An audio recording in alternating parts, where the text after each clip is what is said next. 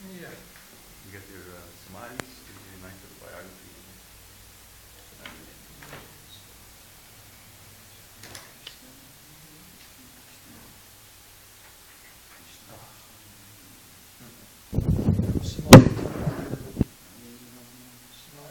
Books by ISKCON.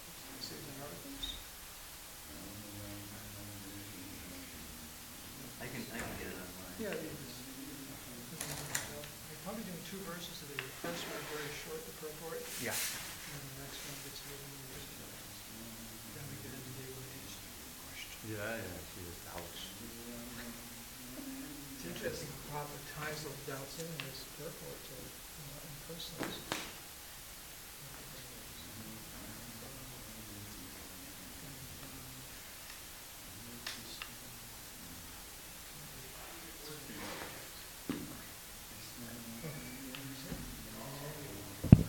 Life is good.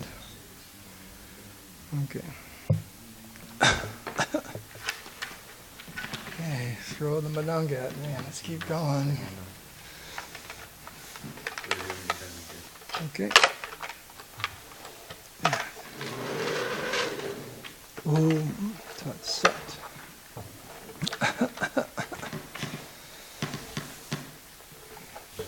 Please. Okay, let's see what they brought me. Oh, there it is. You want to save it for Maharaj? No, he got it last time. So it's double Maha. I'm not sure if it's the same one. You have a Brahman realized soul in your book bag. I know.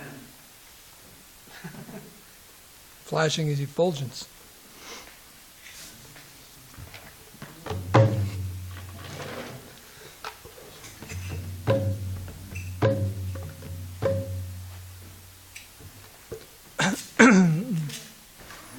Jayo Radha Madhava Kunja Bihari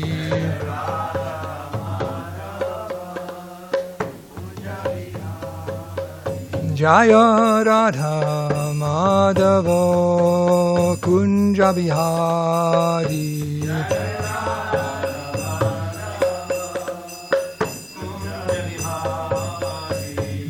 Gopi Janavallabha Girivardhari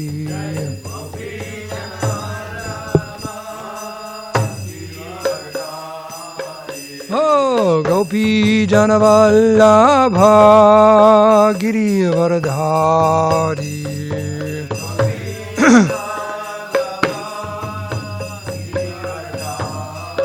Yashoda Nandana Brajadana Ranjano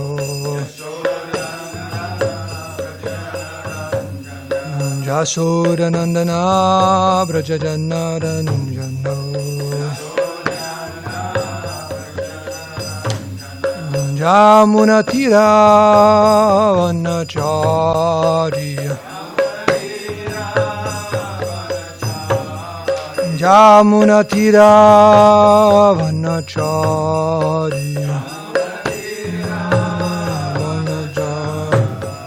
Jaya Radha Madhava Kunja Bihari Radha Madhava Kunja Bihari Jaya Radha Madhava Kunja Bihari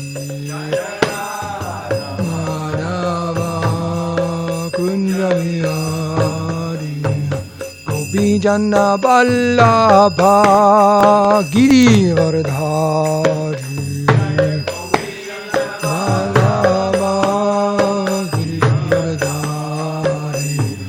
Gopi Janna Vallabha Girivardhari Janna Vallabha Girivardhari Yashoda Nandana Brajajana Ranjana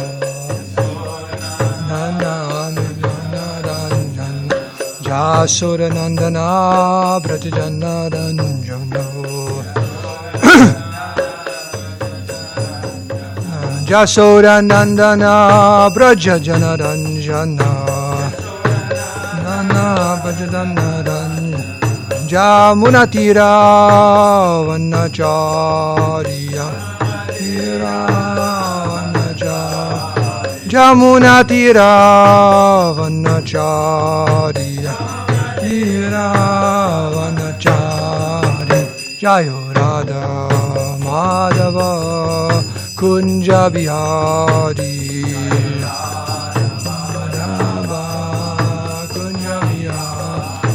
Jaya Radha Madhava Kunja Bihari Radha Madhava Kunja Bihari Jaya Radha Madhava Kunja Bihari Kunja Bihari Sri Radha Madhava ki Sri Radha Giridhari ki Jai Om Vishnupada Paramahamsa Parivrajikacharya Shudra Sisi Maharaj Divine Grace Abhay Charanara Vinda Bhaktivedanta Swami Srila Prabhupada ki Jai Jai Om Vishnupada Paramahamsa Parivrajikacharya Shudra Sisi Maharaj Divine Grace Srila Bhakti Siddhanta Saraswati Goswami Maharaj Prabhupada ki Jai Srimad Bhagavatam ki Jai Ananta Koti Vaishnava Vrinda ki Jai Gaura Premanande Nam Vishnu Padaya Krishna Staya Krishna Madhvati Anta Swami Satvati Gauravani Pachari Shushan Yavati Pasi.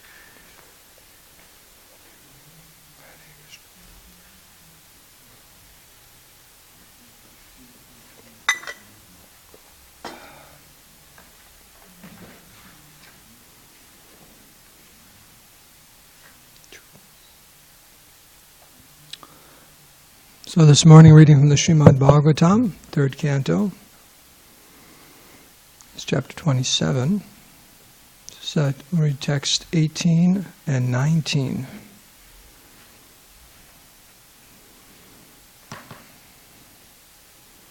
Our scribe is... No. So as Dhruva and I were saying, there's a saying, leave you to your own devices. Yes. So you have your devices for the verse. Again, it's 27, 3, 18. Chant that, we'll read the purport, and then probably go to 19. Om Namo Bhagavate Vasudevaya. Om Namo Bhagavate Vasudevaya. Om Namo Bhagavate Vasudevaya. Okay. Narayanam Namaskritya Naram Chaiva Narottamam Devyam Saraswatam Vyasam Tato Jayamudiriya Chirabhupad Ki Jai. Yatha Gandhasya Bhumischa Na Bhavo Vyatirekataha Apam Rasasya Chayata Tata Buddhe Parasya Cha Yatha Gandhasya Bhumischa Na Bhavo Vyatirekataha Apam Rasasya Chayata Tata Buddhe Parasya Cha Yatha Gandhasya Bhumischa Na Bhavo Vyatirekataha Apam Rasasya Chayata Tata Buddhe Parasya Cha.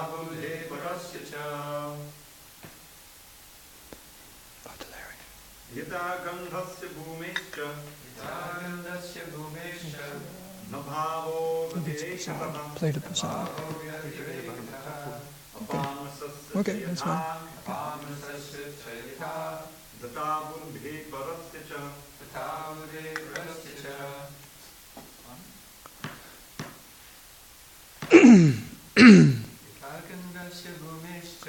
Yadha Gandhasya Bhumischa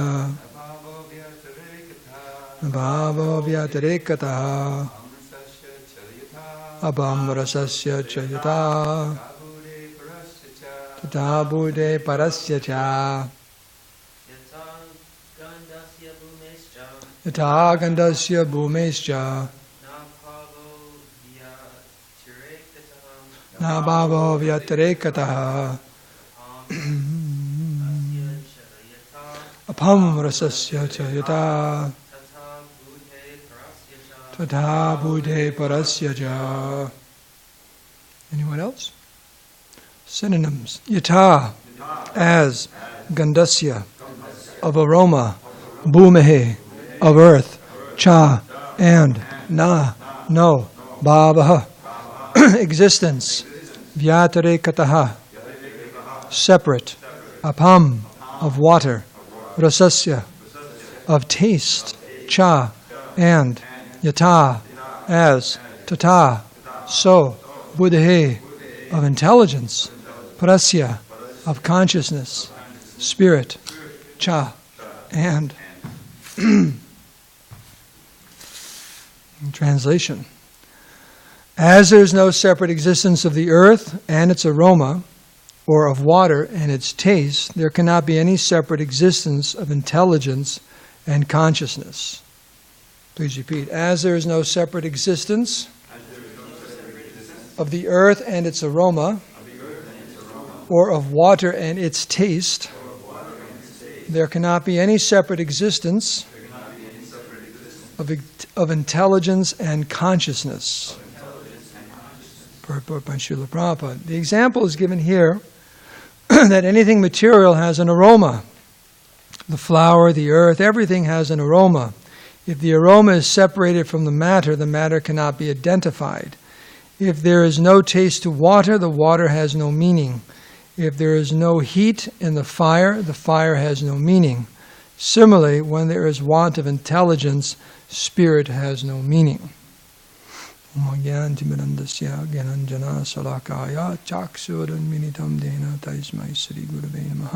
Sri Krishna Chaitanya Prabhu Nityananda Shri Advaita Gadadhara Shivasadi Gaura Bhakta Vrinda Manjagapati Rupascha Kripa Sindhu Bevacha Patitanam Bhavani Vaishnavi Bhunamo Namaha. Hare Krishna, Krishna Krishna, Hare Hare, Hare Rama, Rama Rama, Hare Hare. So Devahuti here is trying to understand how can the soul ever get out of Maya, release, and there's some conversation about how intimately connected material nature and consciousness are. And here's just giving the example that how can there be, wherever there's intelligence, there's got to be some consciousness. And I don't know if it's the previous purport or a little bit later on, this goes back and forth about, actually it was the last purport.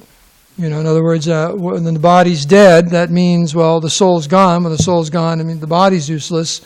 They're so intimately connected. So a symptom of consciousness or awareness should be some level of intelligence. So how do they ever separate? Just like how would you separate the taste of water from water or aroma from the earth and flowers? It just seems, how is that possible? Just like when someone dies, the symptoms are all gone, right? In fact, that was a problem in previous times, to be able to verify someone was dead. You know where the expression dead ringer comes from? Where it comes from? I don't think it was everyone, but when they were not absolutely sure someone was dead, they would bury them and have a string out of the coffin to a little bell. And it's called a dead ringer, that if they happen to wake up, they ring, and you're, hopefully the graveyard guy was there, and he'd hear this ding, ding, ding, ding, ding, ding, and it's, what? And they'd dig them up, because they weren't absolutely sure, because they put a little cotton or something like that, and some people would wake up, they'd find exhumed bodies, and there'd be all these scratch marks on the top because they were buried alive, because they were just unconscious, but they couldn't confirm they were dead. So that's where that word dead ringer comes from. They used to make that arrangement for people. And hopefully someone was around to hear the ding, ding, ding, ding, ding. Be just their luck, the little bell, the little thing fell out of the bell. So, but the point is, it's so intimately related. And in Bhagavad Gita, I meant to look it up, there's that section, was it the third chapter about you have the senses and your mind and the intelligence and then the soul. Subtler and subtler, closer and closer. The soul, intelligence is the next door neighbor of the soul. So it's she's trying to understand this connection and how can they be separated. And what is it? It's like people can't understand what is life without this body. We all wonder that. What's life without the body? If I'm not seeing anymore, experiencing this world through these senses, what could it be like? So I was doing a puja the other night. Very well-to-do family and people, and it was an Indian couple came up to me afterwards, and the gentleman has a very difficult time trying to understand reincarnation. Indian. And that was his thing. What is life like without, how could it be something going on from one body to the next? So Krishna explains in the Bhagavad Gita, this is knowledge, in the mode of passion and ignorance, that you just don't see any, the body's everything. And to think that there's something beyond the body, it's very, very difficult for people in the bodily concept of life to understand that. And that's why so many times people think, I'll just go to heaven. Maybe in the self-same body, or, that's you rise up out of the grave when Gabriel blows his trumpet, and somehow or other everything's put back together. And then you go, right? Isn't that why, for some time, they didn't want bodies cremated? And you bury them, and you face their feet to, the east or something, and then you'll come right out when Gabriel blows his horn, right out of the grave, like that, all reconstituted. So, no idea that no, this is not me. I'm a spirit soul. So it's very, very difficult as conditioned souls to conceive of something like that and to believe in something, let alone, and then how to realize it. And that's Devahuti's question. That will be brought up in a few verses, Kapila Dev's answer. So we can go on to text 19 if that's okay. Akartu karma bandho yam purushasya yat asrayaha guneshu satsu prakrite kaivalam teshvata katham. Translation. Hence, even though he is the passive performer of all activities, how can there be freedom for the soul as long as material nature acts on him and binds him? So, I'll read that again. Hence, even though he is the passive performer of all activities, how can there be freedom for the soul as long as material nature acts on him and binds him? Purport by Srila Prabhupada. Although the living entity desires freedom from the contamination of matter, he is not given release. Actually, as soon as a living entity puts himself under the control of the modes of material nature, his acts are influenced by the qualities of material nature and he becomes passive. It is confirmed in Bhagavad Gita, Prakrute Kriyamanani Gunai, it's 3rd chapter, 27th verse. The living entity acts according to the qualities or modes of material nature. He falsely thinks that he is acting, but unfortunately he is passive. In other words, he has no opportunity to get out of the control of material nature because it has already conditioned him. In Bhagavad Gita, it is also stated that it is very difficult to get out of the clutches of material nature. One may try in different ways to think that everything is void and the ultimate issue, that there is no God, and that even if the background of everything is spirit, it is impersonal. This speculation may go on, but actually it is very difficult to get out of the clutches of material nature. Devahuti poses the question that although one may speculate in many ways, where is liberation as long as one is under the spell of material nature? The answer is also found in Bhagavad Gita 7, chapter 14, verse. Only one who has surrendered himself unto the lotus feet of the Supreme Lord Krishna, mam evaye prapadyante, can he be free from the clutches of Maya? This is the Daiviyeshu Gunamayi verse. Since Devahuti is gradually coming to the point of surrender, her questions are very intelligent. How can one be liberated? How can one be in a pure state of spiritual existence as long as he is strongly held by the modes of material nature? This is also an indication to the false meditator. There are many so-called meditators who think, I am the Supreme Spirit Soul, I am conducting the activities of material nature, under my direction the sun is moving and the moon is rising. They think that by such contemplation or meditation they can become free, but it is seen that just 3 minutes after finishing such nonsensical meditation, they are immediately captured by the modes of material nature. Immediately after his high-sounding meditation, a meditator becomes, quote-unquote, meditator becomes thirsty and wants to smoke or drink.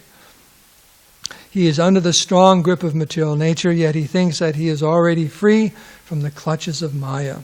This question of Devahutis is for such a person who falsely claims that he is everything, that ultimately everything is void, and that there is no sinful or pious activities. These are all atheistic inventions. Actually, unless a living entity surrenders unto the Supreme Personality of Godhead as instructed in Bhagavad Gita, there is no liberation or freedom from the clutches of Maya. That's conclusive. So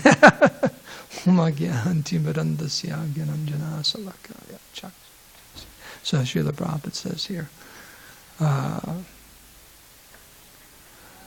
One analogy that can be given here, and it's given many times, is just like when someone is under the influence of some type of drug or intoxication. As soon as you take it, there's that famous movie, when he gives a choice, a blue or something, blue or Matrix, right? Because as soon as you take one, you're on a trip. And they used to call them trips. They still call them trips. Was that from the 70s, 60s, and 70s, right?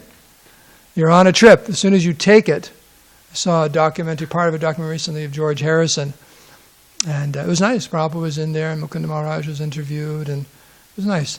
But he was talking about them experimenting with drugs, yoga and all that, and just saying, and there's different people interviewed, but they just take the LSD and then you're gone. You can't go back.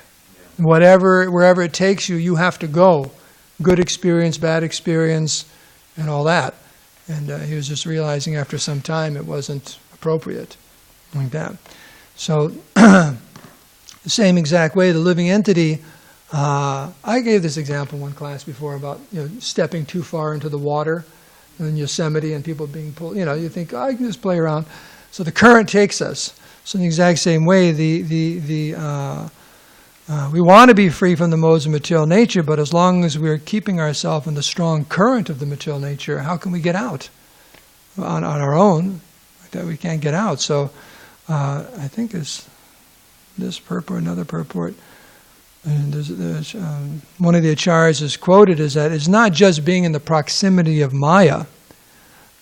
We have to actually be under the influence of Maya. I forget what the example they gave. It's coming up, maybe the next purport or so. But you have to we have to allow ourselves to be under the influence. In other words, just like the pure devotees in the material world. It says in the Bible, you're in this world, but not of this world. So it's not that you have to be carried away by the modes of material nature if you're in the material world. We allow ourselves. The living entity's freedom is there. We have to accept the free will of the living entity. Otherwise, how's the explanation for us being in Maya? It's an interesting discussion. If God made us fall into Maya, the living entity has to make that choice. Otherwise, where's the question of freedom? And he has to know both options. Otherwise, there's no freedom. And just like if, is there pizza this morning for breakfast? Okay, so usually on Tuesday there's at least two choices, right? Janardhan makes his pancakes, right? And Santosh makes his stir fry or something. So at breakfast you go out there, you have a choice. You see the two and you can choose, I'll have pancakes, I'll have, or maybe I won't have any of them. You make a choice because there's a variety. But let's say there's no variety. There's just pancakes, pancakes, and pancakes. So you say, what would you like this morning? Would you like pancakes or pancakes? There's really no choice. It's all pancakes, right? So you're not making a choice. You're not exercising your free will because there's only one thing, right? There's only one thing. So we always have that choice. There's Krishna or Maya. We have that choice. And the difficulty, on one hand, is when we choose Maya, that's a very dangerous choice because Maya is very, very strong. But as the Prabhupada explains in these purports, when you choose Krishna, Krishna is even stronger than Maya. If you think the current of Maya is strong, wait till you catch Krishna's current, right? The current of Vrindavan, the current of Mayapur, right? The current of devotee association, the current of pure Harinam. Those currents are much more powerful and very, very pleasing. There's no There's no rapids and rocks to smash your head against and danger and drowning, and it's very, very pleasant. So it's a stronger current. So we have to, just like I was hearing the story Radhanath Maharaj was talking about when he was a yogi, and he had just started living in the caves, and it was a Kumbh Mela or something, and all the yogis were heading down. He didn't want to go. He just, been living with all kinds of people in the West, so he just stayed. So later on, in the summer or something, he said, I'll go to Prayag, like that. So he worked his way down the Himalayas, and he went there. And in the middle of the day, he didn't know, hot as can be. He said it was just like out of the Chaitanya Charitamrita with Sanatana Goswami burning his feet. So he's just burning his feet. So he finally went down there to the water's edge, and not a soul. Of course, mad dog's an Englishman out in the sun, So anyways, he decides, this is wonderful. I finally get to bathe in the, So he puts his bag and everything down, and he jumps in, like that. And he says, this is so nice. He says, I'm going to swim to the other side. He's not that good of a swimmer, but he finally makes it to the other side, completely exhausted. So he climbs up on the other side, and stands up, and guess what? He's in quicksand. Not a soul around. He starts sinking. So he's thinking, what am I supposed to do? He's like, what am I supposed to do? I think that's where he said he had heard Hare Krishna before. So he started chanting. Then he realized, if I just float here, I won't sink. So somehow they got out of the quicksand. Actually, what he said, there was a thorny bush there. So he started grabbing the thorny bush, scratching up his arms and everything, and the thorny bush came out. But finally, he kind of floated his way out, And then he decided, boy, I better just swim back. So he started swimming back, and he started to drown. And then he saw this boatman come. He started waving to the boatman. The boatman just, I guess, it was a lecture, I didn't see it, making some sign, but not rescuing him. Just making some sign. He's thinking, what am I supposed to do? And then he realized the sign was, at that place, it's the confluence of the Ganga and Jamuna. And the boatman was saying, get over to the Jamuna side, and that will carry you, that current will carry you to safety. So he barely made it. Finally got to the Jamuna, and the Jamuna carried him back to the side where his bag was. And this is many hours later. All kinds of people there, because it's late afternoon, it's nice and cool and pleasant, and they're all bathing and so on. And his bag was still there, he said. No one touched his bag. Like that. So the lesson being in that story about catching the current. Like that. So he caught because he was going against, the current and practically drowning, but he just caught the right current, the Jamuna, and it brought him to safety. So it's all a question of what current we want to catch, the Krishna current or the not Krishna current, like that, or Krishna's inferior energy. So that's a choice we have at every moment. Every conscious moment we have a choice of which way we want to go. And based on that choice, that's going to determine that conditioning, like that. So, this is the answer that's going to come up. Exactly what Prabhupada is saying in the purport. Daivesha gunamai. This material nature is insurmountable, but surrendering to Krishna, that current of Krishna will just pull us out. It's a stronger current. It'll pull us out. But we just have to get into the current, and we don't have to do anything else. What else can we do? That's the point being made here. Passive. What is it? Prabhupada describes a jiva as a passive performer of all activities. We're like passengers. We're not driving. We're the passengers. And we say, let's go here, let's go there. And then it takes us, right? Jeeves, is that what they say? Jeeves, take me here, or something like that. I don't know, the classic name for a chauffeur, James or John, or I don't know, take me here, like that. So, Krishna, take me here, or Maya, take me here. All we can do, we're passive performers. So that's what she's saying here. How can we get freedom? We're just being dragged around by the material nature. It seems it's insurmountable. And Krishna himself admits that. Daivesha gunamai mama maya durataya. He made Maya. It's his energy. So he's saying, yes, I agree 100%. It's insurmountable. I've made it that way. But you can easily cross beyond her to get out of it just by taking shelter of my lotus feet. Because it's insurmountable because we're so tiny. That's what it is. For Krishna, was it Chayeva Yasa Bhuvanati Vibharta Durga? Durga is just like the shadow. Did you ever have your shadow go the opposite direction? No. right? Never. Do you think it ever will? Do you think it ever will? If it does, call someone like that. No, it just follows automatically. So Maya, as powerful as she is, she's just like the shadow. She's just moving according to Krishna's direction, like that. But why? But to us, so powerful because we are just the Jiva Shakti, Tatastha Shakti, tiny, insignificant, little Jiva. That's all we are. And inappropriate, Prabhu is saying how some meditators think they're so big that they're moving the sun and the moon.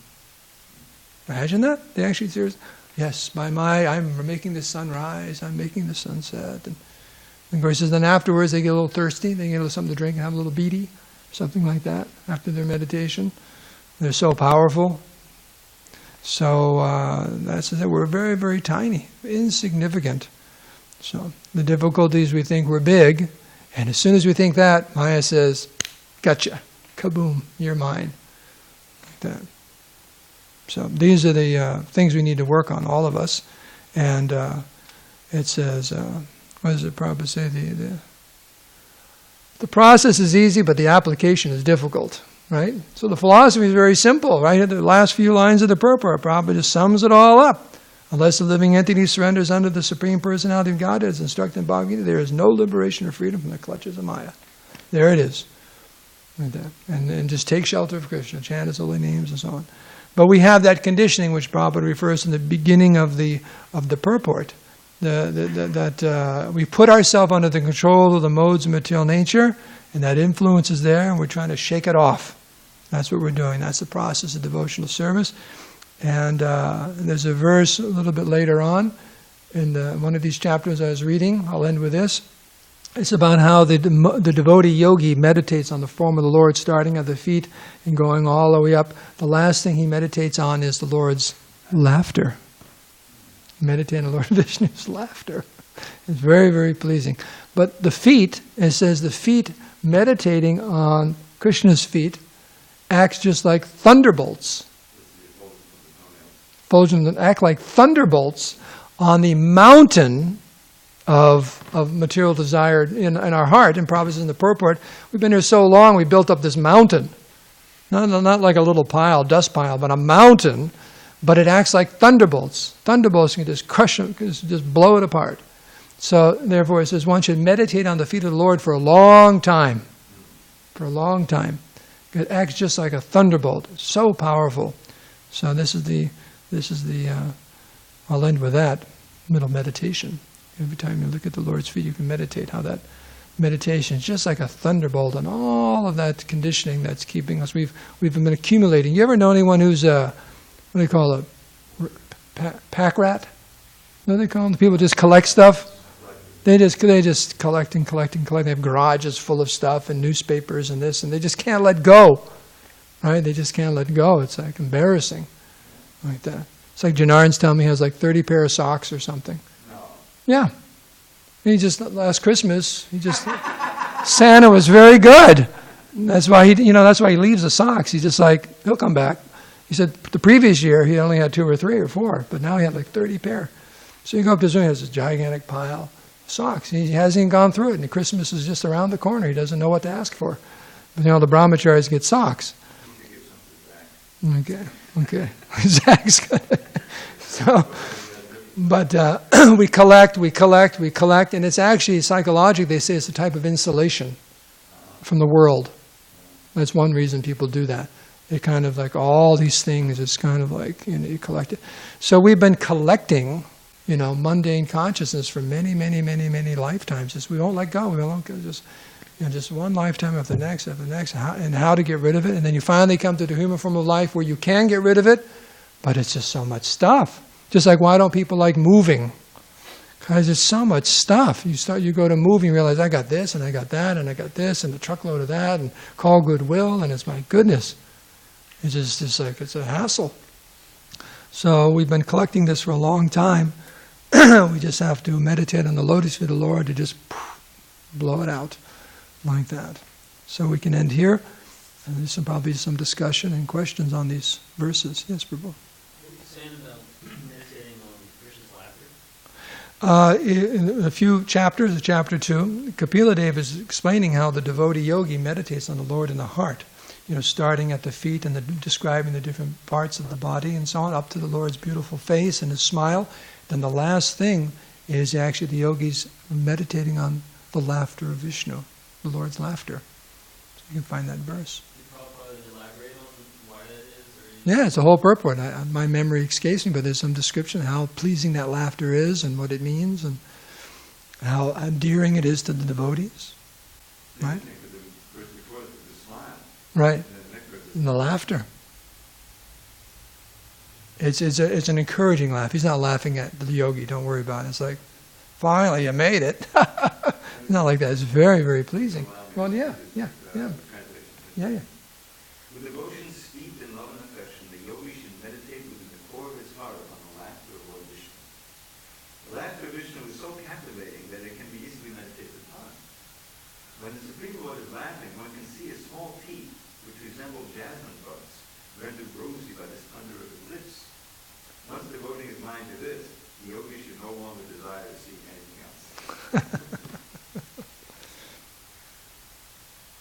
Yes, Maharaj. Just a note in regards to that ringer. I just looked it up. Yeah.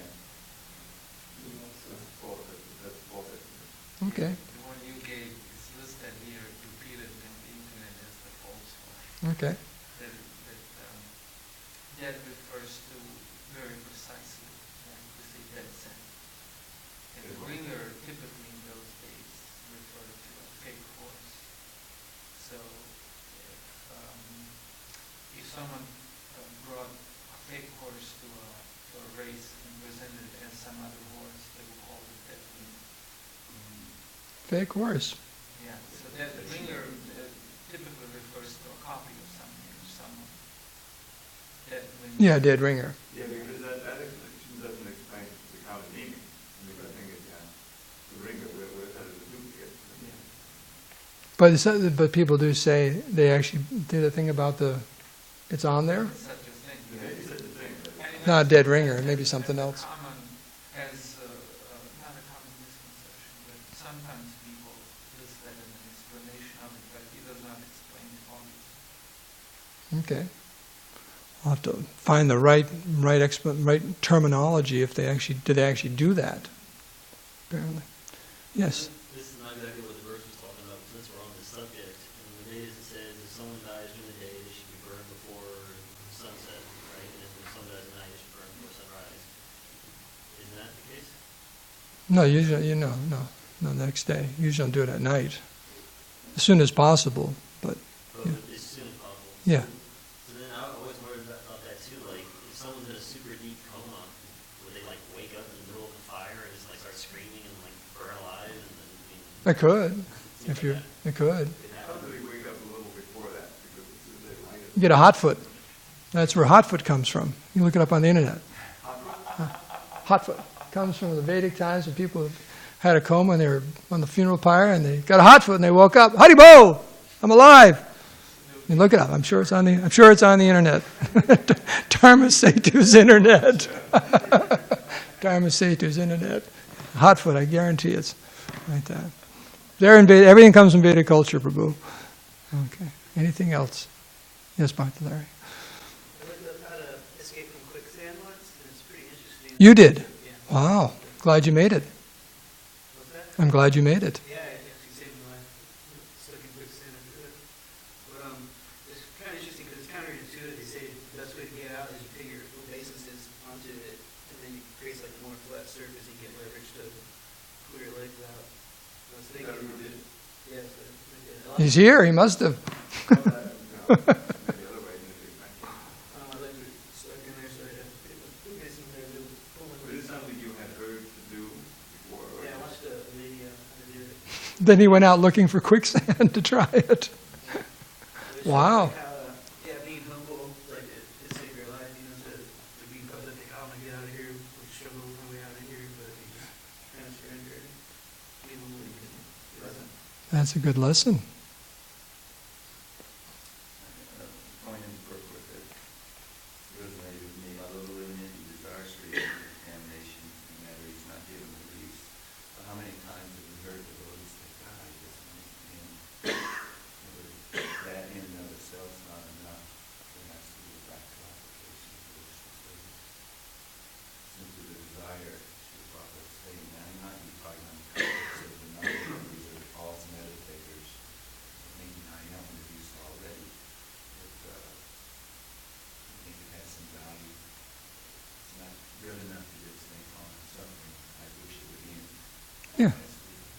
There's some examples of people in different difficult situations. They go, oh, God save me, help me, something horrible's happening. But as soon as it's over, they go back to what they were doing.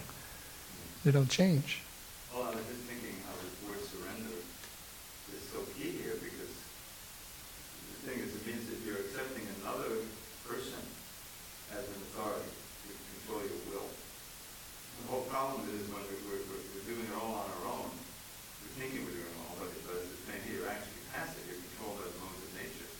So without surrender to the Guru, to Krishna, to the other, and accepting that instruction on what to do, you're helpless. Although you may think you have some strategy for combating materiality.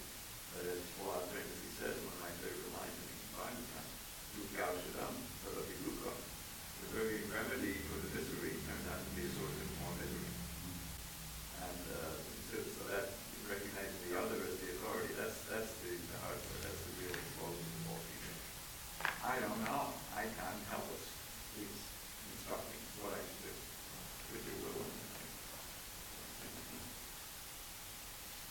Speaking of what you just mentioned about people calling up to God for help, I once saw an interview on TV with Cat Stevens, and so apparently he was swimming in the ocean back in the 70s when he was famous, and he started to drown. He called out, God, if you save me, I'll give my whole life to you.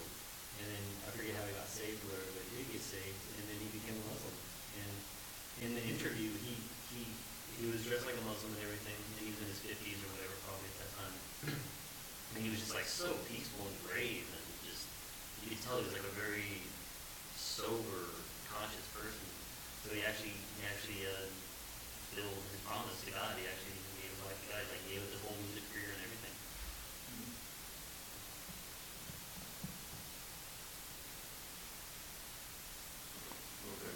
Srimad Bhagavatam ki jai, Anantakoti Vaishnava Binda ki jai. Pratsasrami Kritani Samaya Dasam Kshamashvama Dasudana.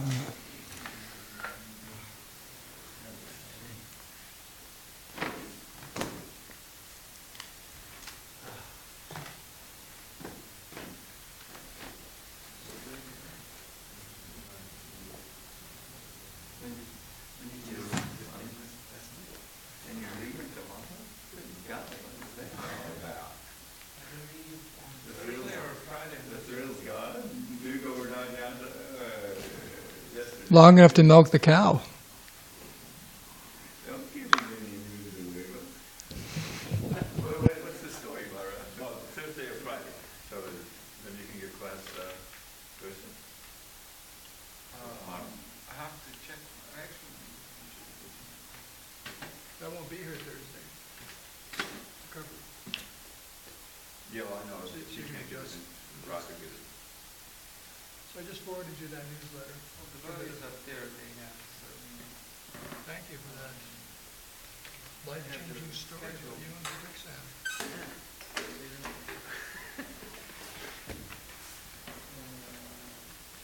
the best time to visit them was now or too late. So this is more suitable. So when I go to Vancouver, then I'm not going